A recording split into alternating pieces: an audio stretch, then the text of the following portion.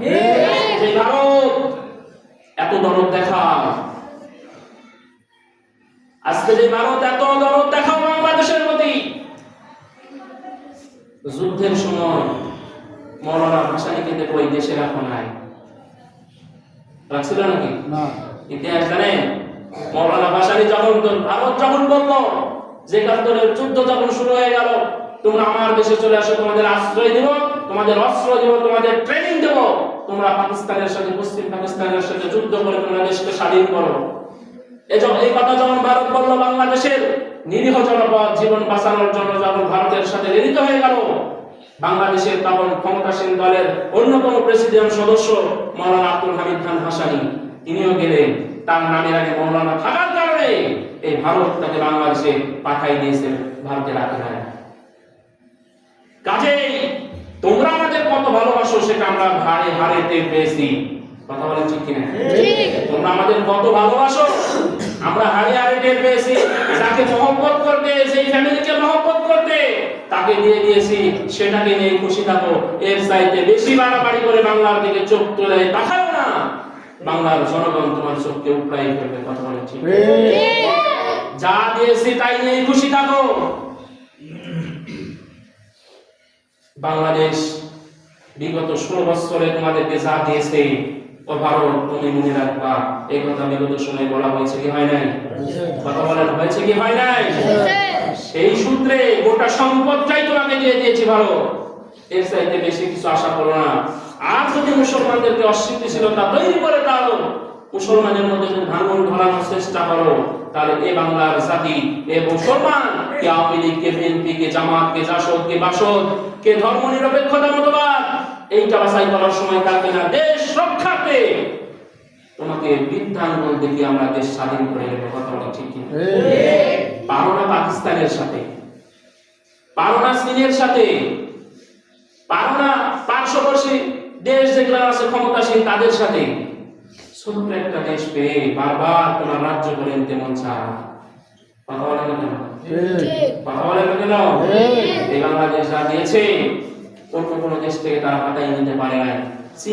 চীনের কাছে তাদের ক্ষমতা নাই যে তারা সেইখানে কথা বলতে পারে। কিন্তু দেখেন, সামান্য কিছু মাত্র 2-3-4% হিন্দু আমার বাংলাদেশে বসবাস করে জনসংখ্যা আনুপাতিক হারে। সেই সুবাদে তারা এই যে তাদেরকে ব্যবহার করে আমার দেশের মধ্যে অস্থিতিশীল তৈরি করে আবার জুলুমের শাসন কায়েম করতে চায়। এটা বাংলার জমিনে আর কখনো হতে দেওয়া যাবে না। আল্লাহ রাব্বুল আলামিন বলেছেন, ইন্না দীনা ইনদাল্লাহিল ইসলাম।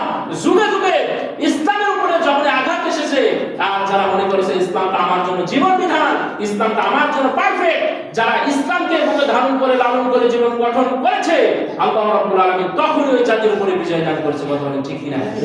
এজন্য ইসলামটাকে আমাদের জীবন বিধান হিসেবে করতে হবে, তারপরে অন্য কিছু। নাকি বলেন? তারপরে অন্য কিছু। আল্লাহ রাব্বুল আলামিন পরিকল্পনা করেছিলেন, মুসাকে দিয়ে আমি ফেরাউনের মসনদ ধ্বংস করাবো।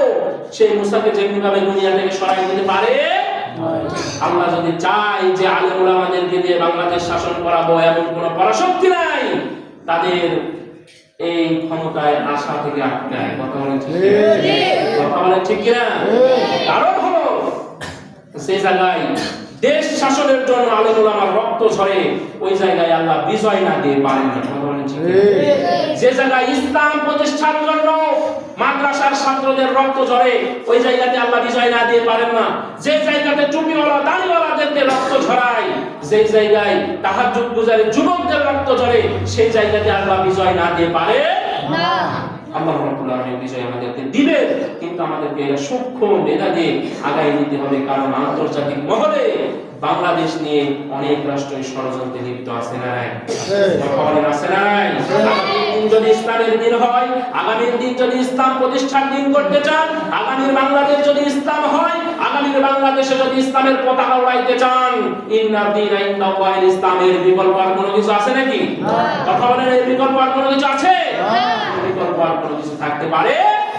আর যদি মনের ভিতরে এটা কুফরি থাকে যে ইন্না দীনা ইনদাল্লাহিল ইসলাম মসজিদে থাকবে, ইন্না দীনা ইনদাল্লাহিল ইসলাম মাদ্রাসার ভিতরে থাকবে, ইন্না দীনা ইনদাল্লাহিল ইসলাম টুপি দাড়ির মধ্যে থাকবে, সংসদের মধ্যে ইন্না দীনা ইনদাল্লাহিল ইসলাম থাকবে না, এটা যদি ভেবে সামনের দিকে ক্ষমতার দিকে আগাইতে চান, তাহলে আপনি আল্লাহর আইনকে অস্বীকার করার কারণে আল্লাহর আইন জমিনে প্রতিষ্ঠিত হোক এই আইনের প্রতি এই আইনকে শ্রদ্ধা জানানো না কারণে আল্লাহর হুকুমের বিপরীতে অন্য হুকুম বাস্তবায়ন করার লক্ষ্যে যদি কাজ করেন, কালকে আপনি মুশরিক হয়ে মারা যাবেন, মুশরিক হয়ে মারা যাবেন, মুশরিক হয়ে মারা যাবেন। কথা বলেন ঠিক কিনা?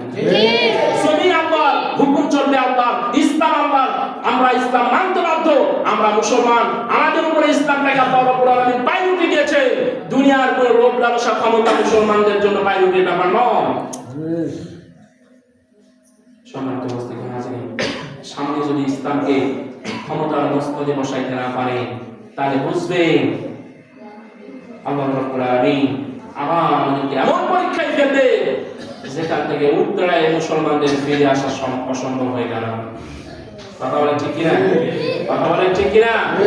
আমরা টুপি দাড়ির মধ্যে ইসলাম সীমাবদ্ধ রাখতে চাই না, আমরা মসজিদের সামনে দেয়ালের মধ্যে ইসলাম সীমাবদ্ধ রাখতে চাই না, আমরা মাদ্রাসার ভিতরে ইসলামকে সীমাবদ্ধ রাখতে চাই না, আমরা রান্নাঘর থেকে সংসদ ভবনের পর্যন্ত প্রত্যেকটা ক্ষেত্রে ক্ষেত্রে ইসলাম, রাসূলের অনুশাসন এবং আল্লাহর আইন প্রতিষ্ঠা করতে চাই। কথা বলেন ঠিক কিনা?